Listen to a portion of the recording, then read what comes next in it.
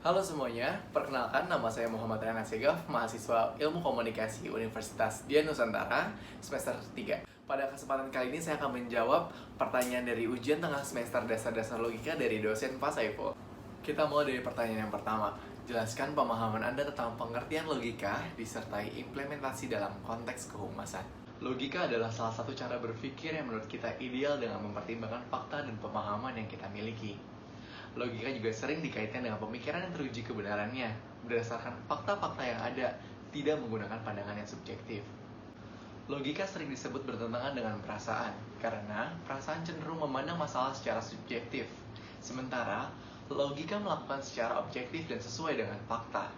Berikut adalah manfaat berpikir secara logis.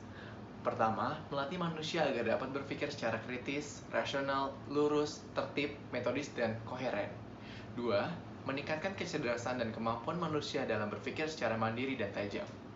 3. Mendorong manusia untuk berpikir secara sistematis. 4. Melatih kemampuan manusia untuk berpikir secara cermat, abstrak, dan objektif.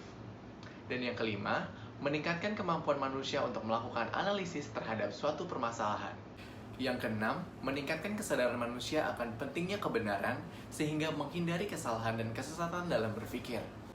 Dan yang ketujuh, membantu meningkatkan citra diri seseorang ketika dapat berpikir secara rasional, kritis, lurus, tertib, metodis, dan koheren. Maka dari itu, pentingnya seorang humas untuk berpikir secara logis, karena memang humas ini akan berhubungan langsung dengan masyarakat.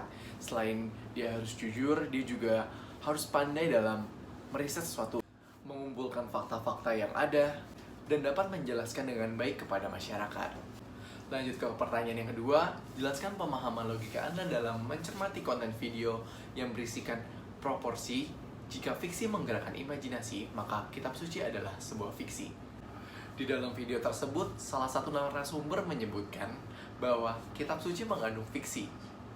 Bila fiksi adalah energi untuk menghasilkan imajinasi, maka kitab suci adalah fiksi, karena menghasilkan imajinasi tentang akhirat, surga, dan neraka. Berdasarkan video tersebut, memang benar belum ada yang pernah membuktikan keberadaan surga, akhirat, dan neraka. Karena hampir dari seluruh kitab suci yang ada menjelaskan mengenai keberadaan akhirat, surga, dan neraka.